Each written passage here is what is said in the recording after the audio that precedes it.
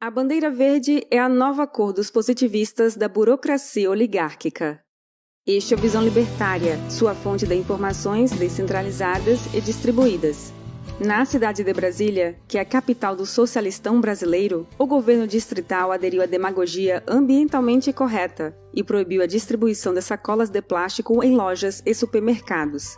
Numa canetada mágica do faraó, que insiste em ser uma múmia anacrônica dessa estrutura piramidal imbecil chamada Estado, doravante está proibido doar ou vender sacos de plástico. Somente podem ser vendidas as sacolas feitas com material biodegradável ou biocompostável, isto é, que demoram menos tempo para se decompor. Pera um pouquinho, demora menos quanto? Para começo de conversa, o tempo geológico da Terra insere-se numa escala dos bilhões de anos, enquanto o tempo antropológico da nossa civilização está na escala de séculos, ou 100 anos. Uma sacola demorar 150 ou 100 anos para se degradar é geologicamente o mesmo que zero de diferença. Só para você ter uma ideia dessa diferença de escalas, a partir de diversas análises de gás carbônico congelado em geleiras, camadas de formação do solo, isótopos de carbono 14 e vários outros métodos, foi possível estimar que a Terra tem entre 4,54 bilhões de anos. Se fosse possível comprimir toda a idade do planeta em um único ano, ou seja, 365 dias, adivinha em que mês, dia e hora a espécie humana surgiu? O ser humano surgiu no mês de dezembro. Que dia? No dia 31. Que horas? Às 23 horas e 59 minutos. E em qual segundo? Aos 58 segundos. Agora tente se lembrar do seu Réveillon de 31 de dezembro de 2021. Você se recorda da última coceira de 2 segundos que você teve antes de virar o ano? Porque é isso que nossa espécie é aqui na Terra. Uma mera coceira temporária. As forças geológicas em curso são absolutamente superiores aos seus sentimentalismos ambientais. Sabe-se lá qual será a próxima espécie inteligente deste planeta. A seleção natural é uma lei imparável. Para a natureza não existe uma linha divisória entre natural e artificial. Tudo aqui veio da natureza, e quem sabe, o próximo estágio evolutivo não será o homem se integrar a máquinas e nos tornarmos uma nova espécie transhumana. Mas tudo bem, o político finge estar preocupado com as tartaruguinhas marinhas. Então, no Rio de Janeiro, o parasita público com complexo de Deus proibiu canudos de plástico. As empresas arcaram com o custo de fabricar os desagradáveis canudos de papel. Ah, que gastura! Porém, como manter a asepsia do canudo de papel? Simples, eles passam a vir envoltos em plástico. Brilhante, não? Pois bem, segunda-feira fui ao mercado para fazer minhas compras habituais. No caixa, a surpresa, Papai Estado proibiu o uso de sacolas malvadonas que agridem a mamãe natureza. No lugar, eu poderia comprar sacolas de plástico verdes com a estampa daquele triângulo de reciclagem, a 10 centavos cada. Quantas você quer? Comprei 10 sacolas. Sacolas verdes. Agora sim as tartaruguinhas vão se sentir bem. Eu as imagino lá na imensidão do oceano, conversando umas com as outras. Olha, amiga, essa sacola verde se degrada com apenas 100 anos. A outra demorava 150 anos.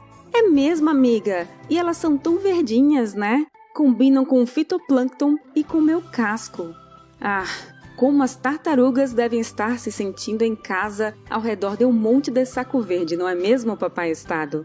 Como eu tinha poucas sacolas, a moça que me ajudou a empacotar minhas compras acabou amontoando muitos produtos de uma vez. E embora as sacolas fossem reforçadas, não tardou que algumas delas acabassem se rasgando. Portanto, eu já não poderei reaproveitar essas 10 sacolas amiguinhas do meio ambiente. Vou ter que jogá-las fora.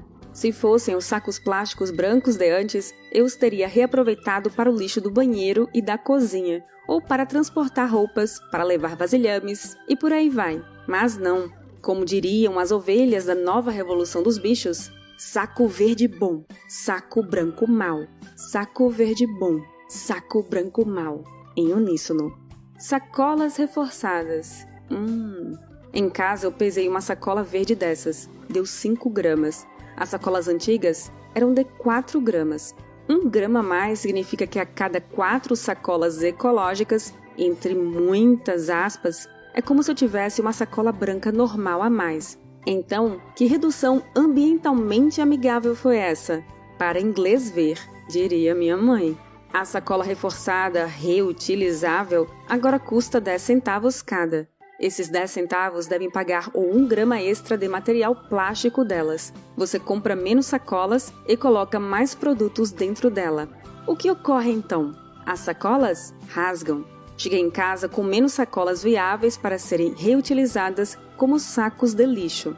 Ou seja, terei que comprar mais sacolas para essa finalidade. Então, que reutilizável é esse?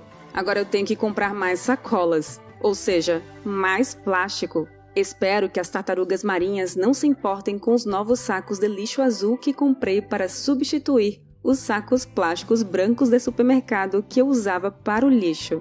Filosoficamente falando, o plástico continua existindo na natureza, porque ele já foi produzido a partir dos derivados do petróleo.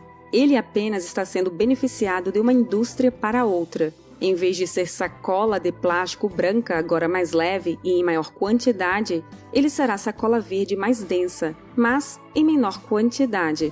Porém, a massa de plástico permanece a mesma.